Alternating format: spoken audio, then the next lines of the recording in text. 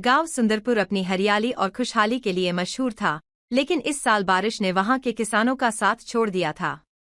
खेत सूखने लगे, फसलें मुरझा रही थी और किसानों के चेहरे चिंता से भर गए थे। इसी गांव में एक साधारण किसान था, रघु। मेहनती और ईमानदार, पर इस बार उसकी मेहनत बेकार जाती दिख रही थी। एक दिन जब वह परेशान होकर अपने सूखे खेत में बैठा था, तभी उसे एक बूढ़े साधु बाबा मिले। साधु बाबा ने रघु से उसकी चिंता का कारण पूछा, तो उसने अपनी पूरी समस्या बता दी। साधु बाबा मुस्कराए और बोले, चिंता मत करो, तुम्हारी मेहनत बेकार नहीं जाएगी। मैं तुम्हें एक जादुई बीज देता हूँ। इसे अपने खेत में बो दो, लेकिन इसे पानी की नहीं, सच्ची मेहनत और विश्वास की जरूरत होगी। रघु ने जादुई बीज को संभाल कर लिया और अपने खेत में बो दिया।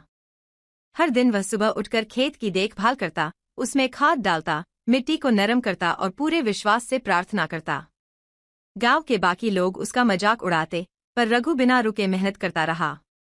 कुछ ही दिनों बाद उसके खेत में हल्की नमी आने लगी और धीरे धीरे एक चमत्कारी चीज हुई। उसके खेत में एक सुंदर इंद्रधनुष उभर आया। जैसे ही सूरज की किरणें खेत पर पड़ी, रंग बिरंगे फूल और फसलें लहलहाने लगीं।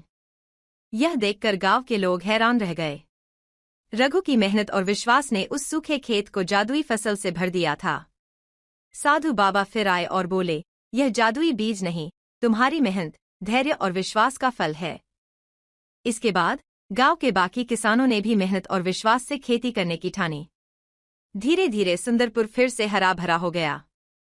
तब से यह गांव इंद्रधनुष खेती के नाम से प्रसिद्ध हो गया, जहां हर मुश्किल का हल मेहनत, धैर्य और विश्वास से निकाला जाता था।